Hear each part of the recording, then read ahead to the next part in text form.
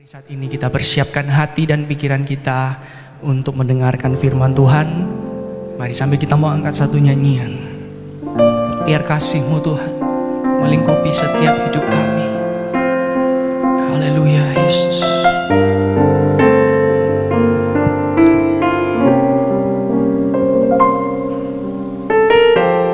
Ku datang Tuhan, barui hatiku dengan anugerah di dalam Engkau. Di dalam Engkau. Amin. Ku tahu Tuhan, ku tahu Tuhan, kelemahan hidupku, kelemahan hidupku akan terhapus, oleh kuasa kasih-Mu Yesus, oleh kuasa kasih-Mu. Mari katakan, kasih-Mu melingkupi setiap hidup kami Tuhan. Kasih-Mu melingkupi hidupku,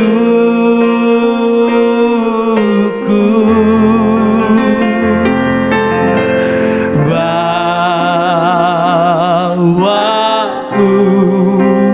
dekat. Amin.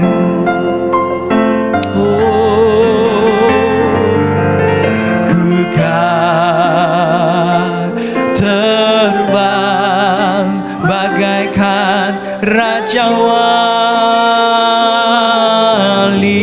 Rohmu mengangkatku terbang lebih tinggi oleh kuasa kasih-Mu. Sekali lagi kami datang padamu Tuhan. Ku datang Tuhan, baharui setiap hatiku, barui hatiku dengan anugerah di dalam Engkau. Amin. Ku tahu Tuhan, ku tahu Tuhan, setiap kelemahan kami,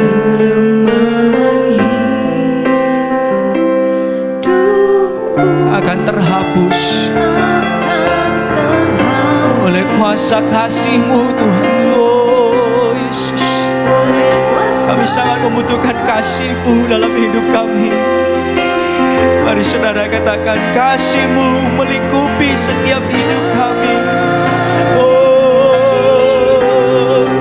melingkupi hidup, bawaku mendekat padamu Tuhan. Amin. Dekat padamu ku kan terbang, ku kan terbang bagaikan raja wali.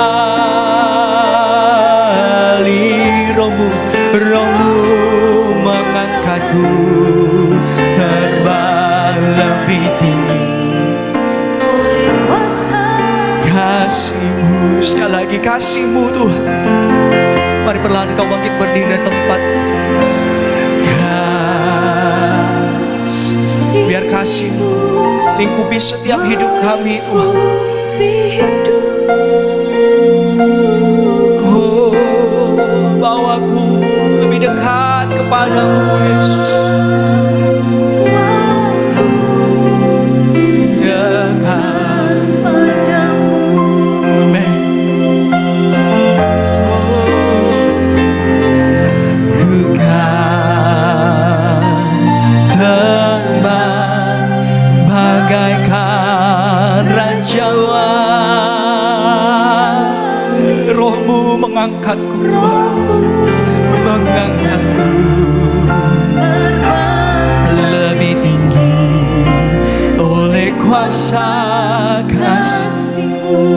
lagi saudara datang sama Tuhan, katakan kasih-Mu Tuhan.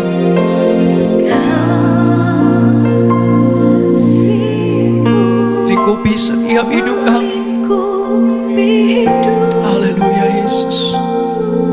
Oh, bawa kami Tuhan. Oh Yesus. Amin.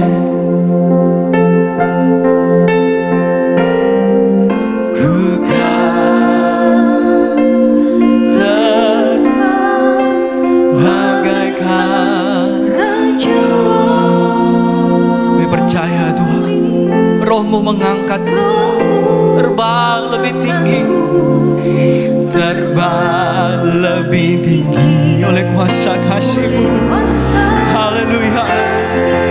Oh, sekali lagi saudara katakan kasih-Mu, kasih. Untuk pekerjaan Tuhan selanjutnya kami serahkan kepada Bapak Pendeta Gottlieb Kahulu. Bawaku lebih dekat kepadamu Tuhan.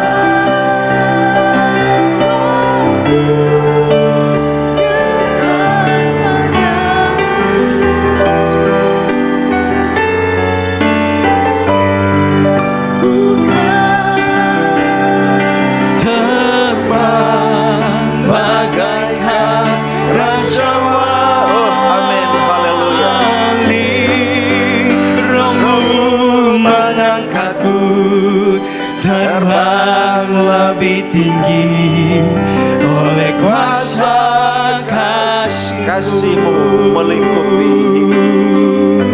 Mari rasakan kasih Tuhan mengalir dalam hidup kita. Haleluya, haleluya. Kita ada sampai saat pagi siang hari, karena kasih Tuhan selalu melingkupi kita. Oh haleluya. Karena kasih Tuhan menyertai setiap kehidupan kita, melewati berbagai macam tantangan, melewati berbagai macam kesulitan. Oh haleluya, haleluya. Ku kan terbang bagaikan raja wali, Roh-Mu mengangkatku terbang lebih tinggi oleh kuasa kasih-Mu. Amin Tuhan. Kasih-Mu selalu kami rasakan dalam setiap kehidupan kami. Kasih-Mu selalu ada menyertai kami, memelihara kami, membela kami Tuhan, bahkan memberkati setiap kehidupan kami. Kami boleh ada sampai saat ini bukan karena kuat gagah kami Tuhan, semua hanya karena kasih Tuhan, semua hanya karena kemurahan Tuhan. Terima kasih Tuhan, terima kasih. Biar kami terus semakin merasakan kasih Allah dalam kehidupan kami. Jangan biarkan kami tidak memiliki dan tidak mengerti, tidak memahami, tidak merasakan kasih Allah dalam setiap kehidupan kami. Oh terima kasih Tuhan, demikian kalau kami ada sampai saat ini Tuhan. Kami mau mendengarkan firman-Mu Tuhan, kami mau mendengarkan isi hati-Mu Tuhan. Oh nyatakan firman-Mu bagi setiap kehidupan kami. Nyatakan firman-Mu Tuhan, dan Roh Kudus yang menolong kami untuk kami dapat mengerti firman-Mu. Roh Kudus menolong setiap kehidupan kami mengerti kehendak dan rencana-Mu Tuhan. Terima kasih Tuhan, terima kasih Bapa, terima kasih. Jika masih ada kuasa-kuasa yang bukan dari Tuhan, apapun juga itu, mau mengganggu kami untuk mendengarkan firman-Mu Tuhan, bahkan mau mencuri benih firman dalam kehidupan kami, semua kuasa-kuasa dan roh-roh itu kami usir, kami hancurkan Engkau, yaitu dalam nama Tuhan Yesus Kristus, darah Yesus yang berkuasa. Terima kasih Tuhan, terima kasih. Roh Kudus mengurapi kami semua, Roh Kudus menguasai sepenuhnya tempat ini, bahkan di sekitar tempat ini. Kami sambut firman-Mu Tuhan, di dalam nama Tuhan Yesus Kristus. Haleluya, amin. Puji Tuhan, silakan duduk. Saya bersama istri menyampaikan selamat kita datang beribadah kepada Tuhan. menikmati kasih Tuhan, menikmati firman-Nya, pertolongannya bagi kita semua. Puji Tuhan. Mari, firman Tuhan pagi hari ini saya beri tema, jangan hambar. Jangan hambar. Iya. Kita akan membaca dalam Injil Matius pasal yang kelima. Injil Matius pasal yang kelima. Kita akan baca ayat yang ke-13. Kamu adalah garam dunia. Jika garam itu menjadi tawar, dengan apakah ia diasinkan? Tidak ada lagi gunanya selain dibuang dan diinjak orang. Ya, puji Tuhan. Ya, ini bicara tentang garam. Ya, kamu adalah garam dunia, kata Tuhan. Jika garam itu menjadi tawar, jika garam itu menjadi hambar, dengan apa ia diasinkan? Tidak ada guna selain dibuang dan diinjak orang. Nah, garam ini, ya, ini sudah digunakan manusia sejak beribu-ribu tahun yang lalu. Ya, bukan baru waktu sebentar, ya, sudah beribu-ribu tahun manusia mengenal dan menggunakan garam. Ya, bahkan dalam bukti-bukti arkeologi, ya, itu menunjukkan garam itu sudah digunakan sejak manusia purba, ya, untuk mengawetkan makanan. Jadi sejarah garam ini sangat panjang. Ya. Bahkan juga pada masa peradaban Romawi kuno, ya, ini garam ini disebut kristal yang menyehatkan. Nah, mereka menyebutnya kristal yang menyehatkan. Ya, luar biasa ini garam. Ya, bukan hanya mengawetkan makanan, bukan hanya menjadi penyedap rasa, tapi orang Romawi kuno mengatakan ini kristal yang menyehatkan. Tapi ini juga ada di Alkitab. Ya, garam itu menyehatkan. Waktu di Yeriko terjadi banyak keguguran bayi. Ya, banyak keguguran bayi. Mereka datang memberitahukan kepada Nabi Elisa, itu dalam kitab 2 Raja-Raja pasal 2. Ya, kalau saudara baca mulai ayat 19. Ya. Kemudian Elisa, Nabi Elisa minta garam. Pergi ke mata air dan ditaburi garam itu mata air. Air itu menjadi sehat. Air itu menjadi sehat. Dan tidak ada lagi keguguran, kematian bayi di Yeriko. Bahkan Alkitab mencatat sampai hari ini itu mata airnya itu sehat. Nah, ini garam. Ya. Dan dalam nats pembacaan kita, Yesus katakan kamu garam dunia. Wah, luar biasa kalau dibilang garam dunia. Ya. Garam yang sangat dibutuhkan. Garam yang menyehatkan. Ya. Garam yang membuat lebih menyegarkan. Ada rasanya yang, ya, membuat orang lebih berselera kalau makan gitu ya. Nah, coba, ini garam luar biasa sejarah garam ini. Ya. Tapi Yesus katakan, jika garam itu menjadi tawar, dengan apa ia diasinkan? Nah, sebagai garam hanya ada dua kemungkinan. Pertama, garam itu asin, ya. Dan itu garam kalau asin, garam itu berguna. Ya. Berguna bagi Tuhan dan berguna bagi sesama kalau kita menjadi garam. Garam itu asin. Tapi kemungkinan kedua, garam itu tawar, bisa menjadi tawar. Dan tadi Yesus katakan dalam nats pembacaan kita, dengan apa diasinkan? Tidak berguna, dibuang dan diinjak-injak orang. Ini kalau garam menjadi tawar. Ya. Kehidupan kita hanya dua kemungkinan, menjadi garam, ya, atau menjadi hambar, menjadi tawar. Kalau kehidupan kita di hadapan Tuhan menjadi garam yang hambar, garam yang tawar, kehidupan manusia itu menjadi kehidupan yang tidak berguna bagi Tuhan, tidak berguna di hadapan Tuhan. Coba di rumah, kalau ibu-ibu punya garam, garamnya sudah hambar, sudah tawar. Mau diapakan? Takut kan kalau mau dimakan? Takut kan kalau mau ditaruh di masakan? Ya pasti dibuang lah. Kan gitu, dibuang. Ya. Ya, oh ini so expire mungkin ini garam, buang saja. Gitu. Nah, jadi mari kita lihat bagaimana kehidupan kita itu menjadi garam dunia. Ya. Saya mau tunjukkan beberapa poin, ya, bagaimana kita menjadi garam dunia, bagaimana kita itu praktek sebagai garam. Praktek sebagai garam. Prakteknya apa? Kita sebagai garam. Kita akan baca dalam suratan Kolose pasal yang keempat. Kolose pasal yang keempat, ayatnya yang ke-6. Kolose 4 ayat yang ke-6.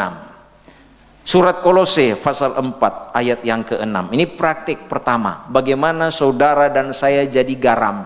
Jangan hambar. Ya, kalau hambar dibuang, tidak berguna di hadapan Tuhan. Dan saya kira kita tidak mau menjadi orang-orang yang tidak berguna di hadapan Tuhan. Orang-orang yang terbuang, diinjak-injak. Puji Tuhan, silakan dibaca Kolose pasal 4 ayat yang ke-6. Hendaklah kata-katamu senantiasa penuh kasih, jangan hambar, sehingga kamu tahu bagaimana kamu harus memberi jawab kepada setiap orang. Puji Tuhan. Dalam ayat ini, ya, kata-kata itu dikatakan, ya, jangan hambar, penuh kasih. Jangan hambar tapi penuh kasih, ya. Jadi perkataan di sini, ya, kalau dalam terjemahan lain, ya, kalau saya baca ayat ini dalam terjemahan bahasa Inggris King James Version, ya, di sana biarlah kata-katamu penuh kasih, dibumbui dengan garam. Nah, dibumbui dengan garam. Ya, kalau saudara punya Alkitab terjemahan Inggris King James, ya, kata-kata kita dibumbui dengan garam. Tutur kata kita dibumbui dengan garam. Nah, jadi perkataan kita dikaitkan dengan garam. Perkataan yang terasa menyegarkan, terasa menyehatkan. Ini, jangan perkataan yang hambar. Jangan perkataan yang tidak baik. Ya. Kata-kata yang penuh kasih, jangan hambar. Perkataan yang digarami. Bukan cuma ikan yang dikasih garam. Ya, bukan cuma sayur yang digarami. Perkataan kita juga digarami. Iya, ini praktik. Bagaimana kita menjadi garam dunia. Perkataan kita harus digarami. Bagaimana perkataan yang penuh kasih, perkataan yang digarami itu. Bagaimana? Mari kita baca Efesus pasal yang keempat. Suratan Efesus pasal yang keempat. Ini kata-kata yang digarami. Kata-kata yang penuh kasih. Ya. Coba Efesus 4 ayat yang ke-29. Efesus 4 ayat 29. Janganlah ada perkataan kotor keluar dari mulutmu, tetapi pakailah perkataan yang baik untuk membangun di mana perlu, supaya mereka yang mendengarnya beroleh kasih karunia. Nah, mereka yang mendengar perkataan kita beroleh kasih karunia, supaya mereka yang mendengar beroleh kasih karunia. Ini perkataan yang penuh kasih. Ini perkataan yang digarami. Mereka mendengar, mereka mendapat kasih karunia. Hati mereka dipenuhi dengan kasih. Iya, ini kata-kata yang digarami. Bukan apa? Bukan perkataan yang hambar, yang tidak digarami. Itulah perkataan kotor. Bukan perkataan yang tidak baik. Ya, jangan kita, kata-kata kita suka kata-kata kotor. Iya. Ngeri, saya pernah dengar, ya, anak-anak muda, ya, saling menyapa, ya, dengan kata-kata kotor. Coba, ya, tidak patut untuk diucapkan. Ya, Anak Tuhan tidak boleh dengan perkataan-perkataan seperti itu. Ya, itu sebabnya anak-anak kita harus didik, dilihat, dijaga, didengar. Ya, jangan sampai karena pergaulan dengan lingkungan kemudian kata-katanya kata-kata kotor, gitu ya, kata-kata yang tidak baik. Ya. Nah, perkataan kita penuh kasih, perkataan yang digarami. Itulah kata apa? Dikatakan, tetapi pakailah perkataan yang baik untuk membangun. Nah, ini perkataan yang digarami, kata-kata yang membangun, ya, kata-kata yang membangun, ya. Apa itu kata-kata yang membangun? Kata-kata yang mendorong untuk maju, itu kata-kata membangun. Bukan kata-kata yang menjatuhkan, bukan. Anak Tuhan menjadi garam dunia, kata-katanya harus kata-kata yang membangun, bukan menjatuhkan. Ya. Nah, seringkali ada orang-orang tua yang tanpa sadar, ya, dengan anak-anak memberikan kata-kata yang menjatuhkan. Ya. Bukan seperti itu. Memberi kata-kata yang membangun, kata-kata yang mendorong untuk maju, kata-kata yang mendorong untuk bertumbuh. Harus saling menguatkan dalam perkataan. Kata-kata yang lebih baik, mendorong supaya orang menjadi lebih baik. Kata-kata yang menguatkan, kata-kata yang menenangkan. Nah, ini kata-kata garam, kata-kata yang digarami. Dalam keluarga kita, ya, kita harus menjadi garam dengan orang-orang terdekat kita, dengan keluarga kita. Itu orang-orang terdekat kita. Dalam jemaat, itu orang-orang terdekat kita, saudara dalam Tuhan. Ya, jangan dalam keluarga kita, dalam rumah tangga kita, ya, kata-kata kita bukan kata-kata yang digarami. Bagaimana kita mau menjadi garam dunia di luar kalau di dalam kita tidak bisa menjadi garam?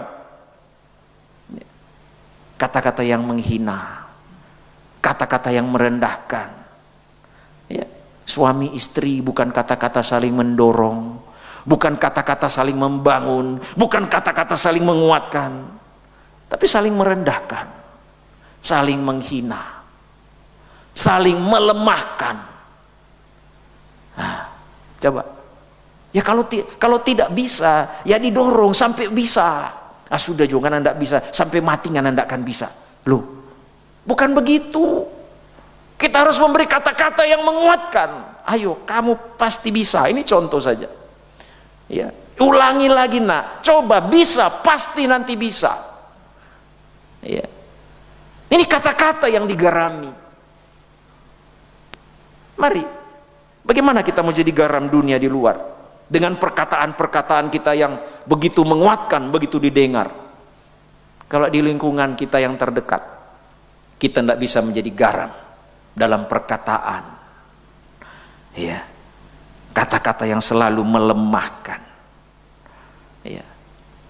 Suami mau lakukan sesuatu yang lebih baik, dilemahkan dengan perkataan istri.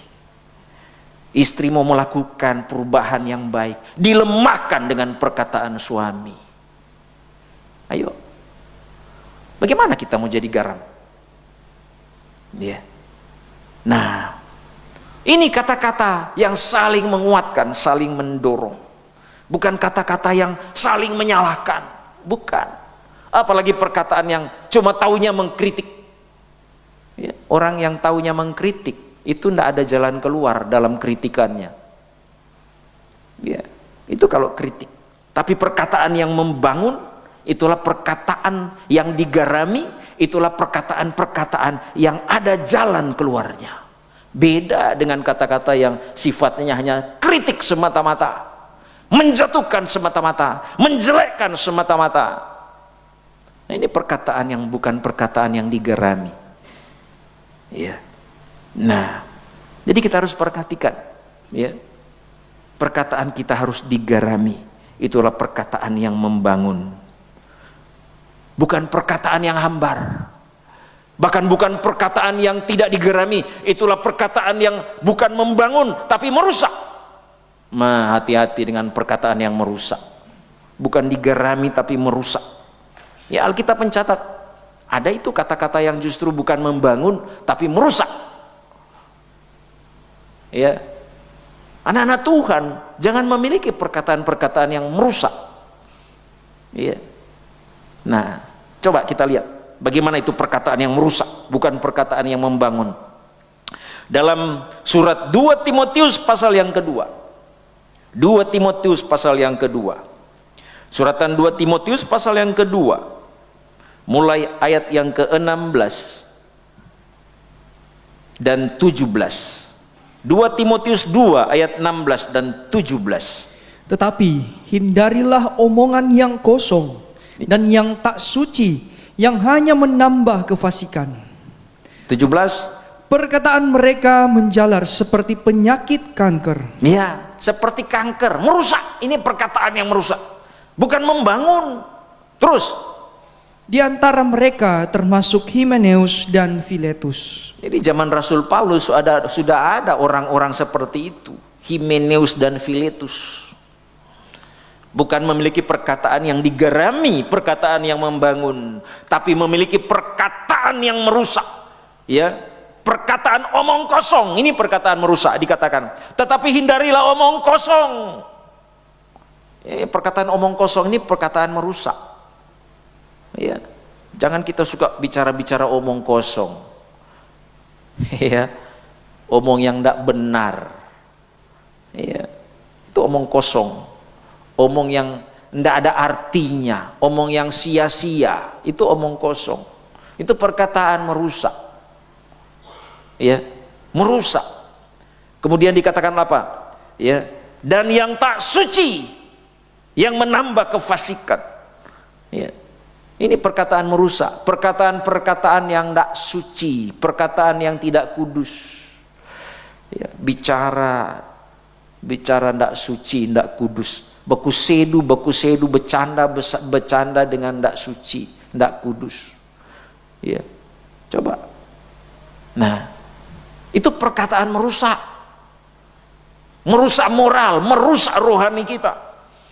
Ini orang dunia perkataan begitu. Perkataan omong kosong, ya, perkataan yang tidak suci. Nah, ini jadi mari, ya, kita harus memiliki perkataan yang digerami, itu perkataan yang membangun, saling menguatkan, ya, dengan orang-orang di sekitar kita, ya, saling mendorong yang baik di dalam jemaat Tuhan. Ya, bersaksi di luar, orang-orang yang dalam kelemahan, orang-orang yang mencari Tuhan, orang-orang yang butuh Tuhan, kita berikan perkataan-perkataan kita yang digerami untuk menguatkan dia, untuk mencari Tuhan, untuk membawa dia kepada Tuhan. Nah, itu perkataan yang digarami,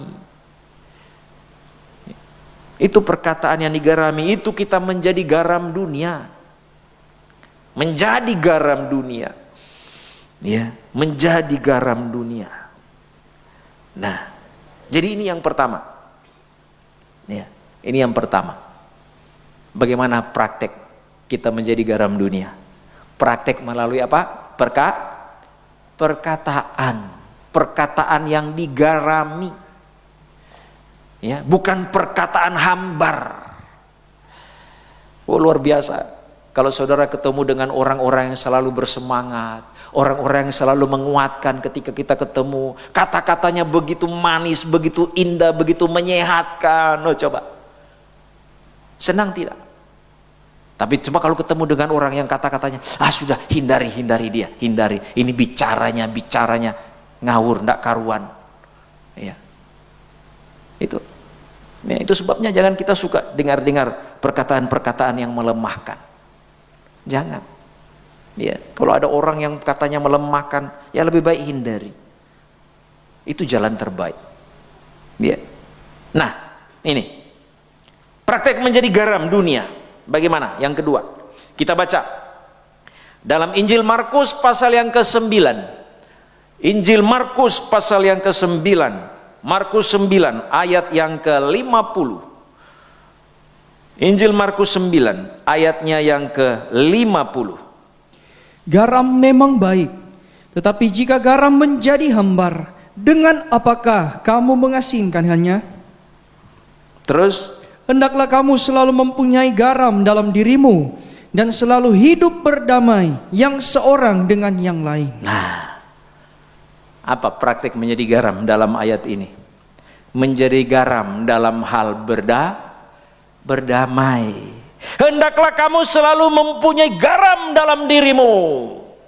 Ayo. Kemudian apa? Dan selalu hidup berdamai dengan yang seorang dengan yang lain. Selalu memiliki garam, selalu berdamai seorang dengan yang lain. Jadi hidup yang menjadi garam itulah hidup yang berdamai. Ya, itu praktik menjadi garam. Berdamai. Ya, jangan suka bermusuhan. Ya, jangan suka membenci. Ya, kita bukan menjadi garam kalau menyimpan kepahitan, menyimpan kebencian. Menyimpan kepahitan, menyimpan kebencian itu sama dengan menyimpan kebusukan. Ya, hati busuk. Ya, coba. Bukan menjadi garam. Bagaimana mau jadi garam kalau hidup seperti itu? Ya, hidup yang menjadi garam itulah hidup yang berdamai. Ya. Berdamai. Bahkan Alkitab mencatat, jika engkau mau datang kepada Tuhan mempersembahkan korban dan engkau mengingat ada saudaramu ya, yang tidak enak hati sama engkau, datang berdamai dulu. Coba. Tapi mari kita baca saja dalam Injil Matius pasal yang kelima. Ya. Injil Matius pasal yang kelima. Matius pasal yang kelima ayat 23 dan 24.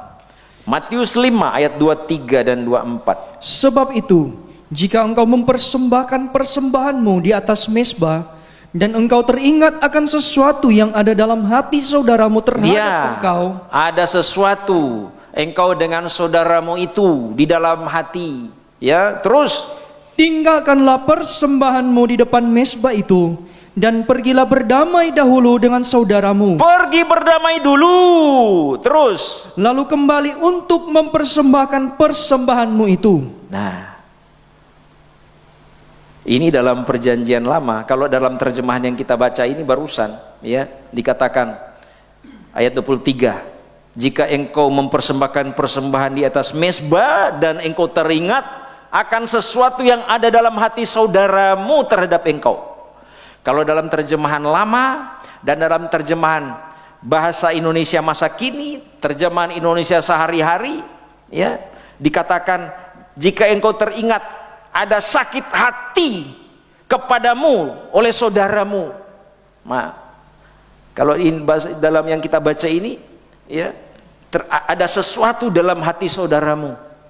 Dalam terjemahan lama, terjemahan bahasa Indonesia masa kini, jika ada sakit hati kepadamu. Jadi sesuatu dalam hati saudara kita itu apa? Itu sesuatu. Sesuatu itu kan banyak.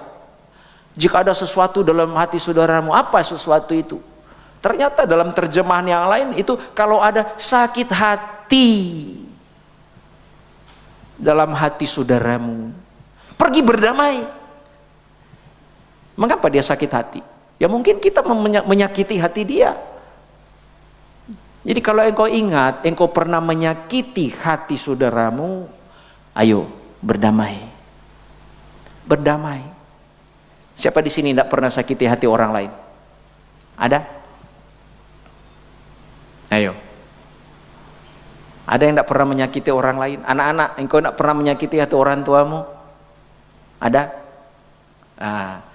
Saya dulu paling banyak menyakiti hati orang tua saya. Istri tidak pernah menyakiti suaminya? Suami tidak pernah menyakiti hati istrimu?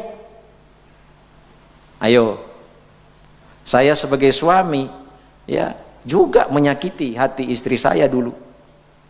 Ya, coba berdamai, berdamai. Ya. Nah, harus menjadi garam dalam hal berdamai. Saya menyakiti hati istri saya berdamai. Minta maaf, minta ampun. Ya, istri saya sinis lihat saya. Ya, ini ada istri saya saksi. Sinis. Waktu itu saya belum jadi hamba Tuhan, belum jadi gembala. Dia lihat sinis. Ya. Dia tidak percaya kalau saya mau berubah, gitu kan? Ini berdamai kan, minta maaf menyakiti dia, saya mau berubah, tidak lagi mau menyakiti dia. Ya. Dia tidak jawab, tidak bilang iya saya maafkan, tidak, dia diam saja. Saya bilang sama istri saya, cuma waktu yang akan membuktikan apakah saya berubah atau tidak, apakah saya akan menyakiti lagi kamu dalam hal ini atau tidak. Ya, terkadang kalau kita mau berdamai, mau jadi garam, minta ampun, minta maaf kepada orang yang kita sakiti, belum tentu orang itu terima. Yang namanya dia tersakiti, tidak mudah juga menerima. Tidak apa-apa. Ya, itu sebabnya saya katakan sama istri saya, cuman waktu yang membuktikan. Jadi kalau saudara mau berdamai, orang tidak terima, tidak percaya, tidak mungkin dia mah paling mau ulangi lagi ini. Kalau engkau sungguh-sungguh bertobat, ya, waktu yang akan membuktikan, waktu yang akan menjawab engkau berubah atau tidak, engkau menyakiti lagi atau tidak, engkau bertobat atau tidak. Waktu yang akan menjawab. Ya, dan mulai saat itu saya berubah. Ya, saya tidak melakukan lagi hal yang sama. Istri saya jadi saksi. Ya.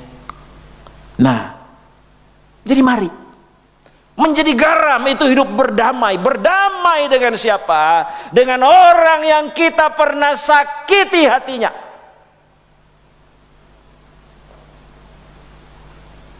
Ya, berdamai. Ya. Alkitab mencatat, kalau engkau tidak berdamai, itu adalah hutang. Engkau harus bayar.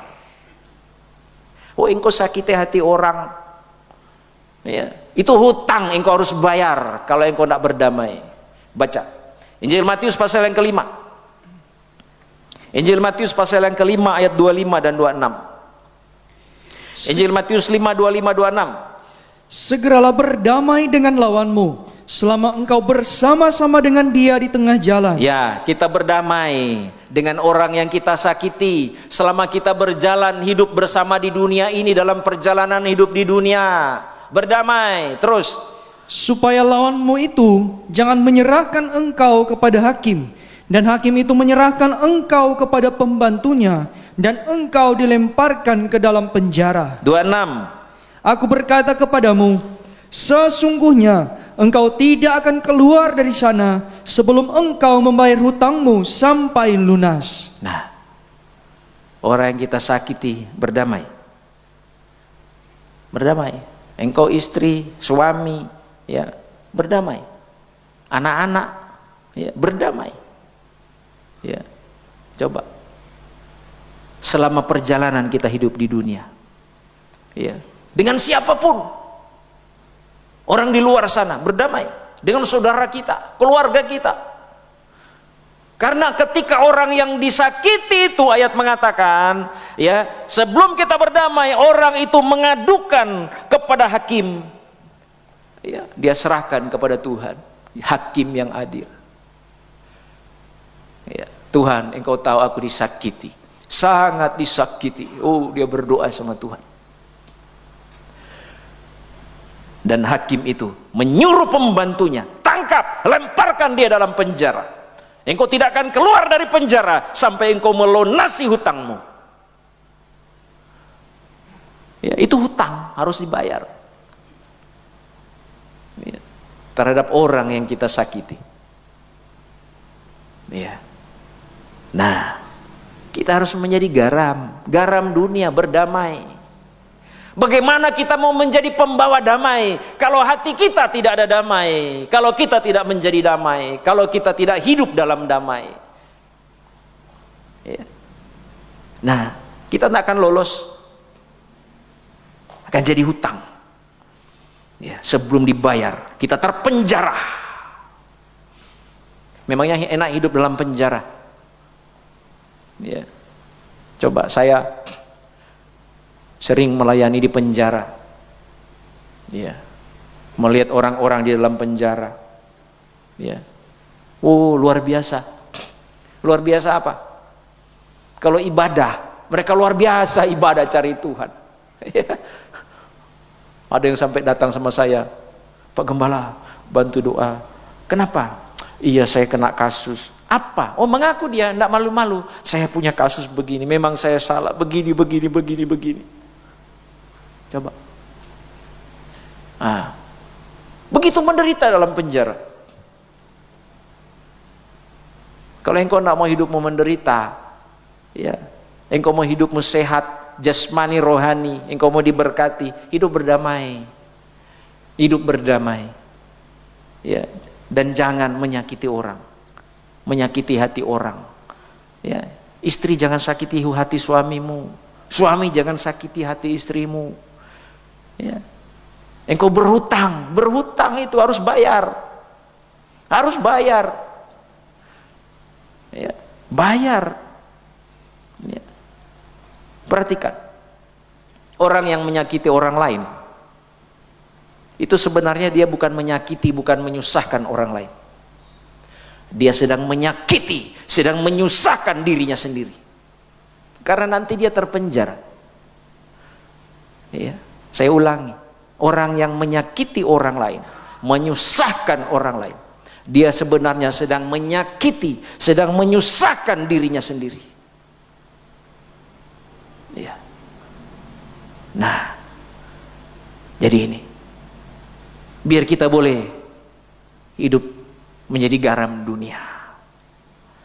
Ya. Orang-orang di luar sana juga yang tersakiti, ya, kita berikan damai, ya, dengan perkataan-perkataan yang menguatkan, ya, supaya dia sungguh-sungguh mengalami pertolongan dari Tuhan. Ya. Nah, kita lihat selanjutnya. Ya, yang ketiga, bagaimana praktik menjadi garam? Bagaimana praktik menjadi garam dunia? Ya, kalau yang pertama tadi menjadi garam dalam apa hal? Perkataan. Perkataan. Nah, praktek yang kedua menjadi garam dalam hal berdamai dengan orang yang kita sakiti. Ya. Yang ketiga, kita lihat. Mari kita baca dalam Injil Lukas pasal yang ke-14. Injil Lukas pasal 14. Injil Lukas 14.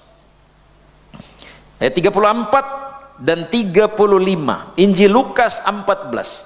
Ayat 34 dan 35. Garam memang baik. Ya, Tetapi- garam baik terus. Tetapi jika garam juga menjadi tawar, dengan apakah ia diasinkan? Ya, Tidak ada lagi gunanya, baik untuk ladang maupun untuk pupuk, dan orang membuangnya saja. Siapa mempunyai telinga untuk mendengar, hendaklah ia mendengar. ya. Garam di sini dikaitkan dengan apa? Dengan pupuk. Ya, dengan pupuk. Ya, hidup yang menjadi garam dunia, praktik menjadi garam. Itulah kehidupan yang menjadi pupuk. Itu menjadi garam. Kalau garam itu menjadi tawar, menjadi hambar, tidak bisa jadi pupuk.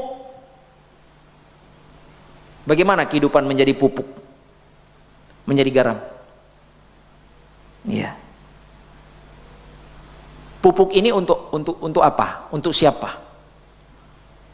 Pupuk itu tentu untuk tanaman, kan gitu. Tanaman dipupuk. Ya. Dipupuk supaya apa? Supaya tanaman itu subur. Ya. Supaya dia pertumbuhannya baik, dipupuk. Tanaman itu dipupuk supaya apa? Yang kedua, supaya dia berbuah. Dia subur, bertumbuh dengan baik. Kalau masih kecil dia dipupuk supaya dia cepat besar. Ya kan? Kalau sudah besar, sudah waktunya berbuah, dipupuk lagi supaya dia berbuah lebat. Nah, itu gunanya pupuk. Itu gunanya pupuk. Ya. Pupuk ini ada bukan untuk kepentingan siapa-siapa, tapi untuk kepentingan tanaman. Kehidupan yang digarami, kehidupan yang menjadi garam dunia, bukan untuk kepentingan dirinya sendiri, tapi untuk kepentingan orang lain. Itu kehidupan yang menjadi garam, menjadi pupuk untuk kepentingan orang lain, bukan kepentingan diri sendiri. Ya. Pupuk bukan untuk menjadi pupuk supaya dirinya sendiri jadi hebat, bukan. Pupuk itu untuk tanaman.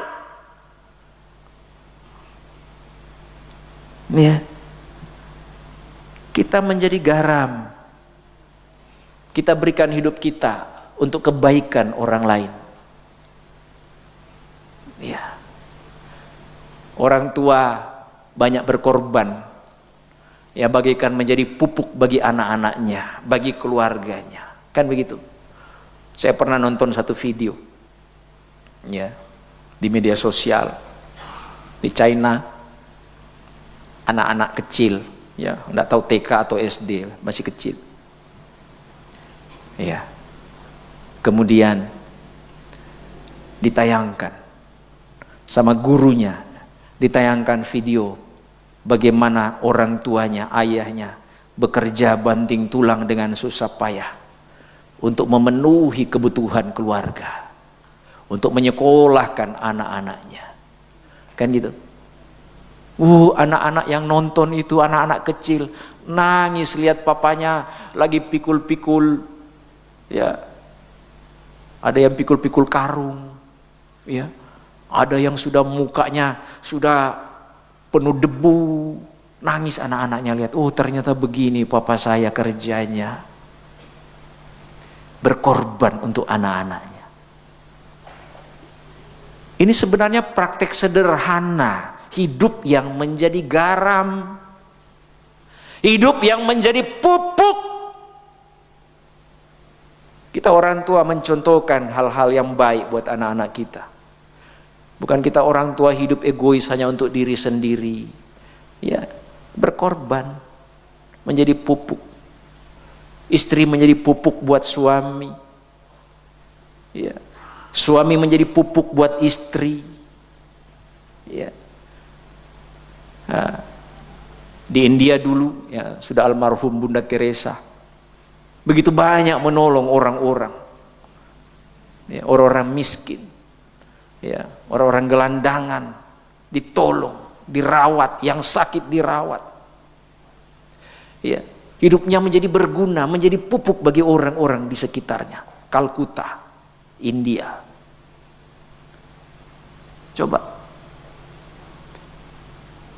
mari kita tidak usah jadi seperti Bunda Teresa yang menjadi orang yang luar biasa, ya, seorang biarawati.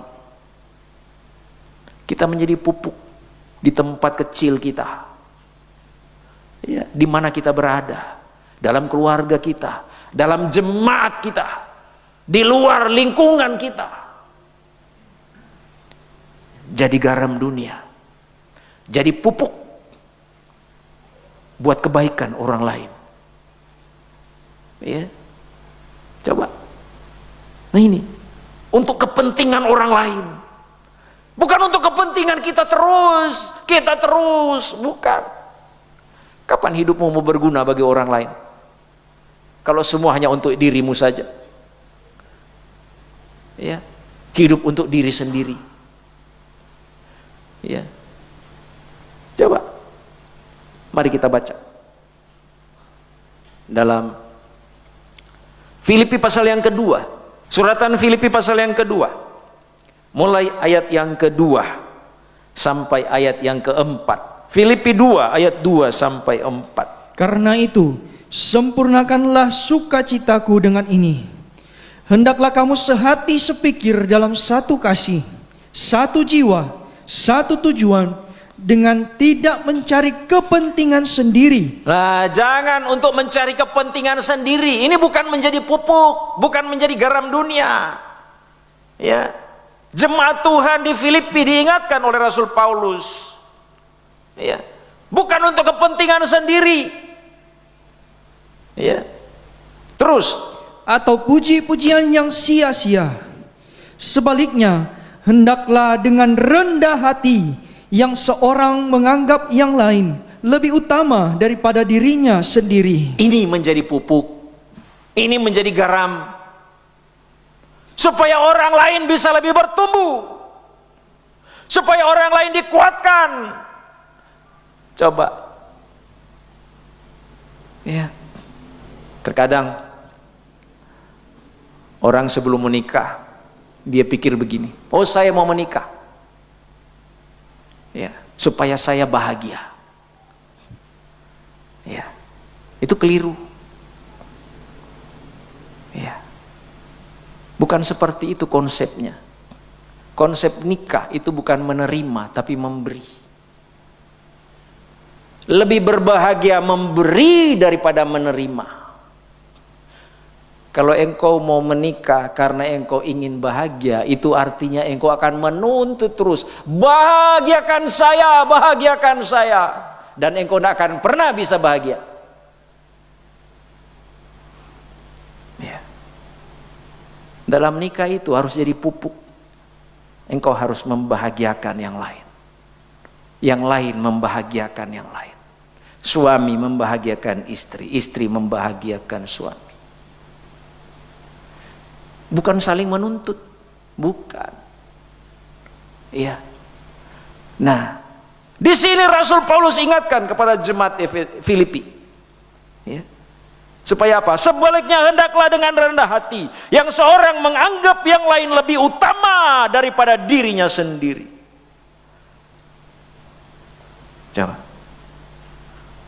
dalam keluarga kita siapa yang paling utama? Oh tidak, saya paling utama, pokoknya saya kan suami.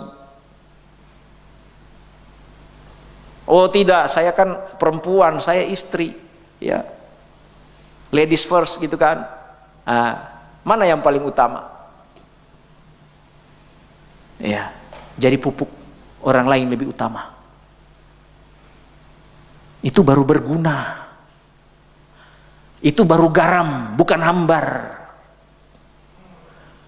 Ya. Nah, coba, belum selesai ya, baca. Ayat 4. Dan janganlah tiap-tiap orang hanya memperhatikan kepentingannya sendiri, tetapi kepentingan orang lain juga. Kepentingan orang lain. Itu namanya menjadi pupuk. Pupuk itu untuk kepentingan pohon, untuk kepentingan tanaman. Itu pupuk. Iya. Nah, mari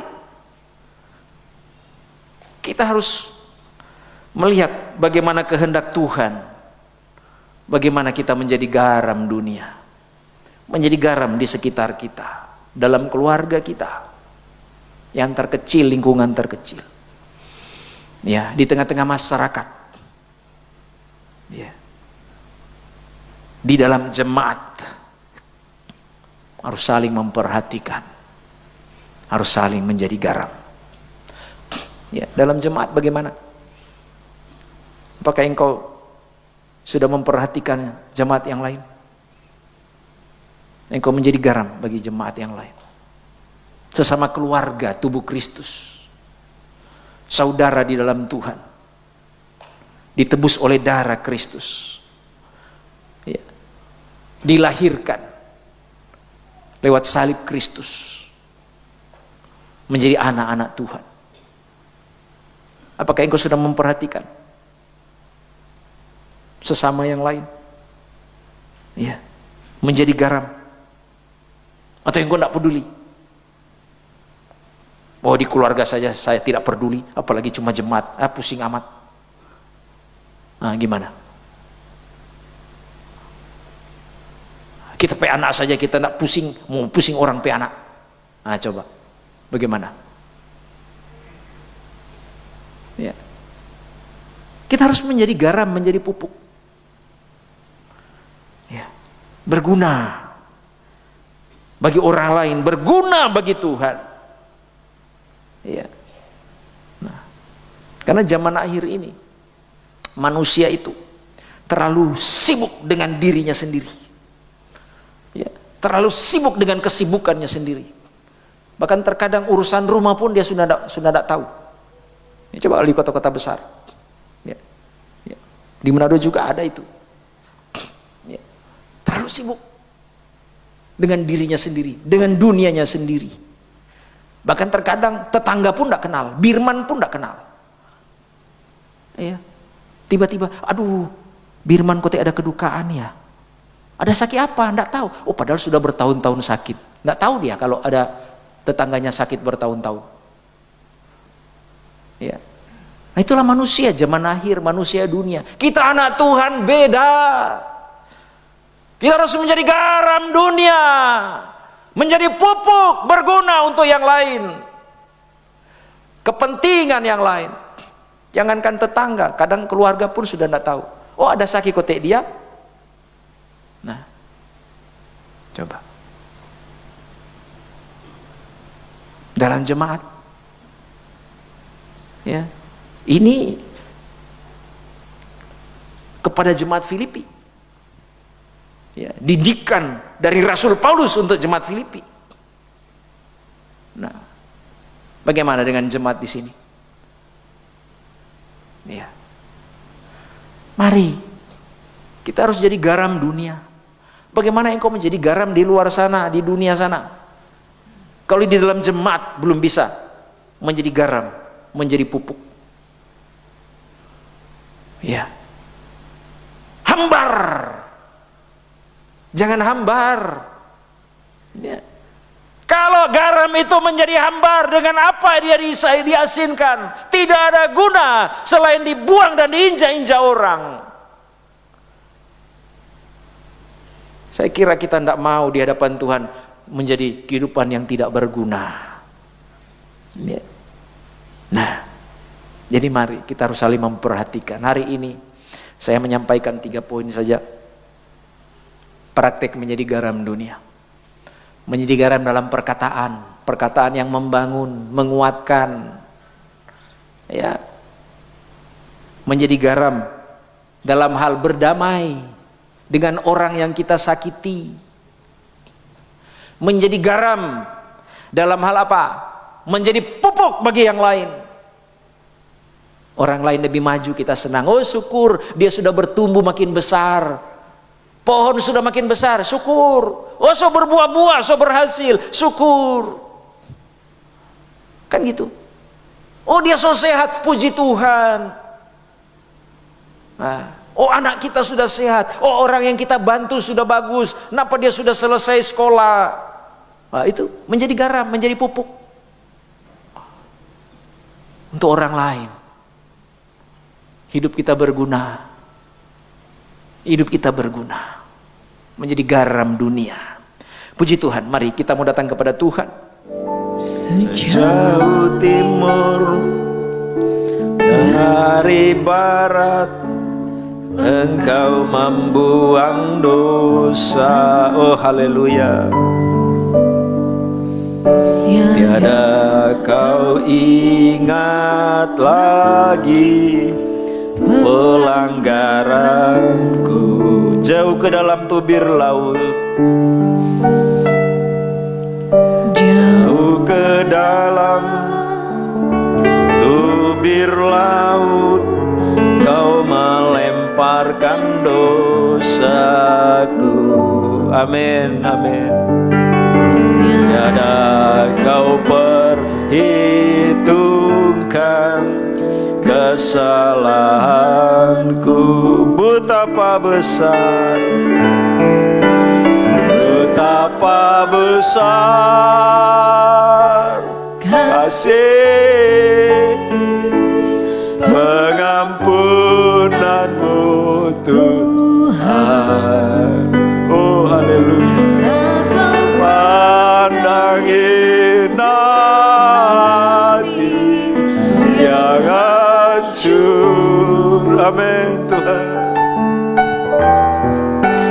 Ku berterima kasih kepadamu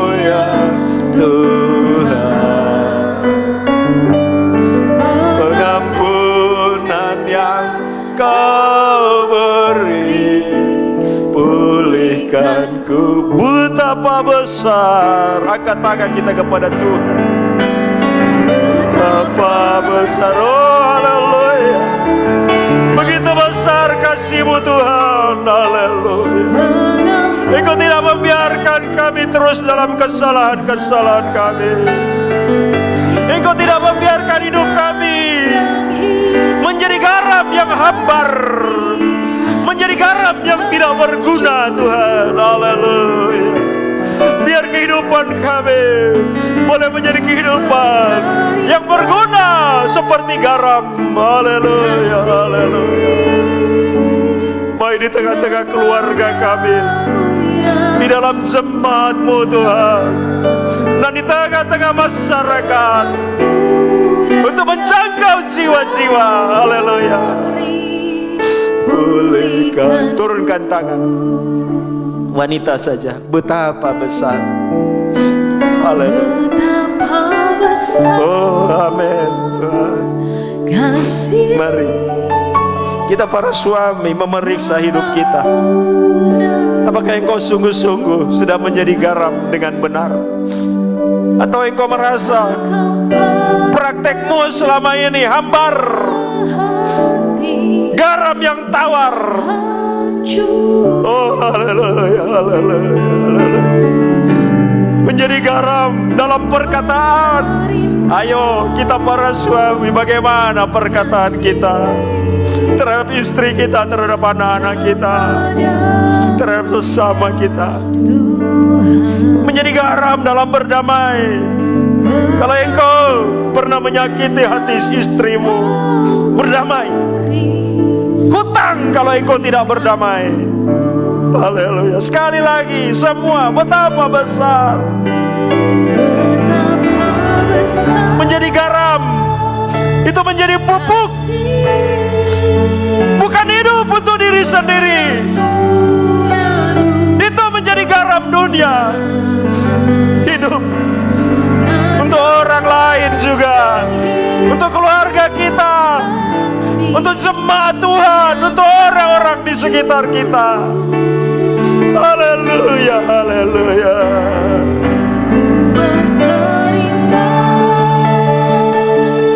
Kasih kepadamu ya Tuhan. Oh ampuni kami Tuhan. Haleluya, haleluya. Pulihkanku. Mari Tuhan, pulihkan setiap kehidupan kami Tuhan. Sungguh-sungguh kami boleh menjadi garam, bukan menjadi garam yang hambar Tuhan. Haleluya. Oh haleluya. Siapapun kami Tuhan, sebagai suami, sebagai istri, anak-anak, mari Tuhan, biar kami boleh jadi garam dunia, garam bagi orang-orang di sekitar kami Tuhan. Haleluya, haleluya. Terima kasih Tuhan. Ampuni kami yang banyak kekurangan ini. Ampuni kami yang perkataan kami Tuhan. Ampuni kami dalam perkataan yang tidak baik. Ampuni kami Tuhan, haleluya, yang menyakiti orang lain. Ampuni kami Tuhan. Terima kasih Tuhan, terima kasih. Dalam nama Tuhan Yesus Kristus, haleluya. Umat Tuhan yang dikasihi Tuhan, kita pulang dan bawa berkat Tuhan.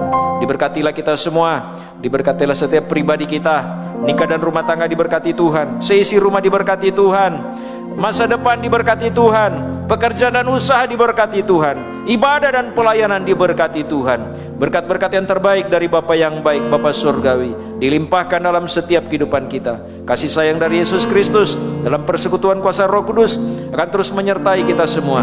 Mulai siang hari ini sampai Maranatha, Tuhan Yesus Kristus datang kembali menjemput kita semua, sidang mempelainya yang sempurna. Di dalam nama Allah Bapa, Sang Putra dan Roh Kudus, di dalam nama Tuhan Yesus Kristus. Haleluya. Amin.